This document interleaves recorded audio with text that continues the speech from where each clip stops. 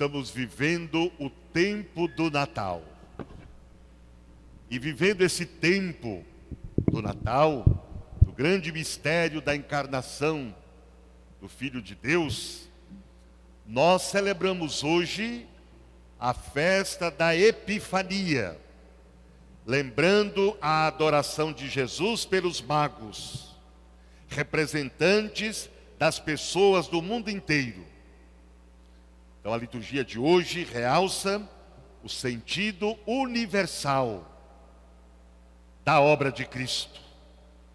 A palavra epifania significa manifestação de Deus aos homens e mulheres. Deus que se dá a conhecer como se revela, que se revela como Salvador de todos, como libertador de todos. Em Jesus, o Filho de Deus feito homem, a salvação é oferecida gratuitamente a todos os homens e mulheres.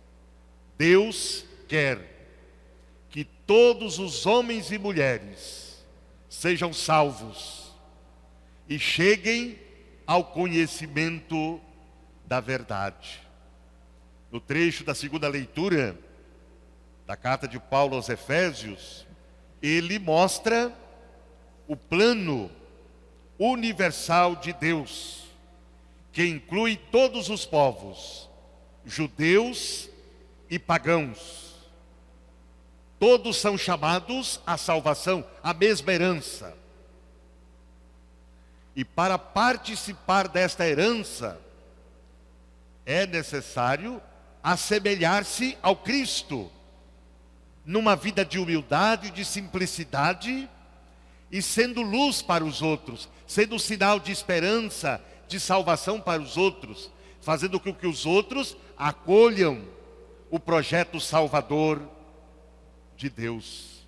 Então Deus não veio apenas em Jesus, não veio apenas para um povo, uma raça, uma cultura, uma nação. Ele veio para todos. Nosso Deus é o Deus de todos. Ele quer que todos nós sejamos salvos. Ele não quer que nenhum de nós se perca. A primeira leitura, o trecho da profecia de Isaías, anuncia a chegada da luz salvadora do Senhor, que alegrará Jerusalém e que atrairá a ela povos de todo o mundo. Jesus é a luz que vence as trevas do pecado, da opressão e do mal, que dá ao mundo um rosto mais brilhante de vida e de esperança. Hoje a igreja é a comunidade dos que aderiram a Jesus e acolheram essa luz. E aí cada um de nós deve se perguntar: em nossa comunidade brilha a luz libertadora de Jesus? Em nossas famílias brilha a luz libertadora de Jesus? Se não brilha, por que não brilha? E o que nós podemos fazer para que ela possa brilhar? Então, como pano de fundo desse texto da primeira leitura da profecia de Isaías, está a afirmação da eterna preocupação de Deus com a vida e a felicidade de todos os seres humanos, a quem Ele criou. Isso aquece o nosso coração e renova-nos a esperança. Caminhamos pela vida de cabeça levantada, confiando no amor infinito de Deus e na sua vontade de salvar e libertar todos os homens e mulheres. E o Evangelho apresenta Jesus como a luz, que atrai para si todos os povos. Os magos, representando todos os povos da terra, vão a Jerusalém, guiados pela estrela, ao encontro de Jesus. O aceitam como salvação de Deus e o adoram. A salvação, rejeitada pelos habitantes de Jerusalém, torna-se agora uma oferta universal a todos. Os magos, que eram estudiosos orientais, responsáveis pela interpretação dos sonhos e pela leitura dos fenômenos naturais, eram chamados até mesmo de feiticeiros, pertenciam a uma categoria onde, no judaísmo e também pelo cristianismo das origens, eles eram condenados, eram pagãos. E são justamente estes que se deixam guiar pelos sinais de Deus, a estrela. E chegando a Jerusalém, perguntam: onde está o rei dos judeus que acaba de nascer? Nós vimos a sua estrela no Oriente, nós vimos um sinal do céu. E nós queremos adorar. E aí, ao saber disso, o rei Herodes e toda a cidade de Jerusalém ficou perturbada. O que significa isso? Porque Herodes e Jerusalém ficaram perturbados, pois viam que o novo tempo estava surgindo, novas relações estavam sendo gestadas, uma sociedade alternativa estava nascendo, enfim, o reino de Deus estava começando. E, portanto, todos os reinos humanos deveriam desaparecer. E aí, então, Herodes chama os sumos sacerdotes e os mestres da lei, os homens da religião, homens religiosos, e procura saber deles onde deveria nascer o rei dos judeus, o Messias. E eles, então, fundamentados na Escritura, disseram: em Belém, na Judéia.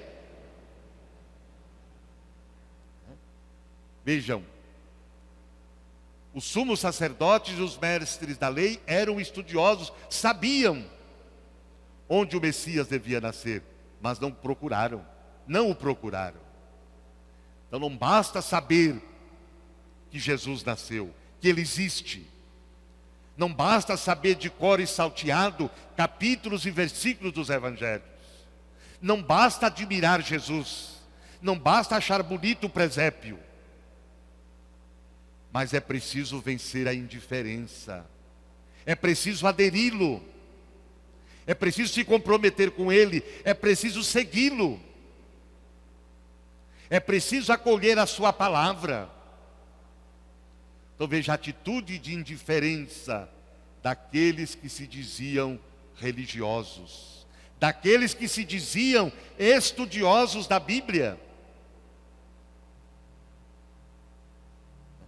E aí então Herodes chama os magos, e pergunta para eles: quando foi que vocês viram a estrela? Quando a estrela tinha aparecido? E depois os enviou a Belém dizendo: olha, vocês procuram se informar tudo direitinho a respeito desse nascimento que estão dizendo aí que é o rei dos judeus, porque também eu quero adorá-lo. Olha o cinismo de Herodes. Os poderosos de ontem, os governantes de ontem e de hoje são debochados, são cínicos, são dissimulados. Herodes não queria de jeito nenhum adorar Jesus, porque ele viu Jesus como um concorrente. Ele não viu Jesus como oferta de salvação, como realização das promessas de Deus. Ele não viu Jesus como o Messias, o Cristo enviado de Deus. Mas ele viu Jesus como uma ameaça ao seu poder, à sua prepotência. Os poderosos, os governantes, eles não admitem um poder alternativo ao deles. Por que quando os pobres começam a se organizar, os trabalhadores começam a se organizar, aí começam as difamações, a própria imprensa joga a opinião pública contra, dizendo que são movimentos de baderneiros, de comunistas, de agitadores. Vejam as pastorais sociais da igreja, que são mal vistas, que são criticadas. Então os movimentos sociais, os movimentos populares são mal vistos, porque eles representam de fato uma ameaça. Eles propõem uma sociedade alternativa que está aí. Eles propõem uma sociedade fundamentada na civilização do amor, na igualdade, na justiça, na solidariedade, e eles não admitem isso. Então, são cínicos, são dissimulados. E aí então, um detalhe muito importante: a estrela que eles tinham visto no Oriente, ela desaparece quando eles chegam a Jerusalém, para dizer deste poder político e religioso que está instalado aqui, vocês não podem esperar nada de bom. Desse poder aqui não nasce nada de novo, nada de interessante, já deu o que tinha que dar. Desse poder político e religioso não nasce nada que favorece a vida, a dignidade das pessoas. Aqui não está a vida. E a estrela volta a brilhar, volta a aparecer, quando? Quando eles chegam a Belém, para dizer para eles: aqui sim está a vida, aqui está o novo reino, o novo poder, em que os pobres têm vez e têm voz. E aí então, eles entram na casa e viram o menino com Maria, sua mãe. Ajoelharam-se diante dele e o adoraram. Esse ajoelhar, esse adorar, não é simplesmente um gesto formal ou mecânico. Não. Esse ajoelhar, esse adorar significa que os magos reconheceram naquela criança a salvação de Deus, a esperança da humanidade, a luz de todos os povos, a realização das promessas de Deus, o novo reino, o novo poder. Então, se ajoelhar diante de Deus, adorar a Deus, é reconhecer o seu senhorio, é aderi-lo para valer. Deus quer ser adorado em espírito e verdade, ou seja, na sinceridade da nossa vida, na sinceridade do nosso coração, na sinceridade das nossas palavras. Deus quer ser adorado em espírito e verdade, na sinceridade da nossa vida. Então, a adoração dos magos significa esse reconhecimento, essa adesão. Portanto, quando perceberam que encontraram aquele que tanto buscavam, ajoelharam-se diante dele e o adoraram. Então essa atitude mostra que finalmente saciaram-se, encontraram sentido para as suas vidas e, portanto, esvaziaram-se de si, oferecendo tudo o que haviam. Então os magos não se apresentam de mãos vazias, eles oferecem o que tinham de melhor: o ouro, o incenso e a mirra. O que podemos oferecer hoje ao menino de Belém? Certamente Ele gostaria de ganhar um pouco do nosso tempo, um espaço em nosso coração, a partilha dos nossos dons, a partilha dos bens. Ele gostaria de ganhar de nós uma vida de fraternidade. Ele quer que nós sejamos irmãos. Ele não quer ver a gente dividido. Ele não quer ver a gente com todas essas polarizações. Porque do que era dividido, Ele fez um só. O muro que nos separava, Ele derrubou esse muro e fez de nós o único povo, o povo de Deus. Ele nos fez irmãos. Vós sois todos irmãos de Jesus. E é isso que o nosso amado Papa Francisco expressa na sua encíclica, na sua carta Fratelli Tutti. Sois todos irmãos. Ele quer que nós vivamos uma vida de fraternidade. E foi isso que Jesus veio trazer, veio anunciar e testemunhar. E foi isso que Jesus realizou em toda a sua vida. Ele nos quer como irmãos, irmãos e irmãs que cuidam uns dos outros.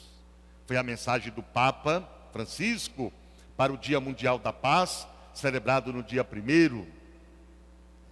Criar a cultura do cuidar do outro, não apenas dos nossos interesses. Cuidar também dos outros, dos interesses dos outros, cuidar do bem comum. Cuidar da vida, a vida mais ameaçada, a vida mais frágil. Cuidar da criação, da natureza, do meio ambiente. Cuidar da família.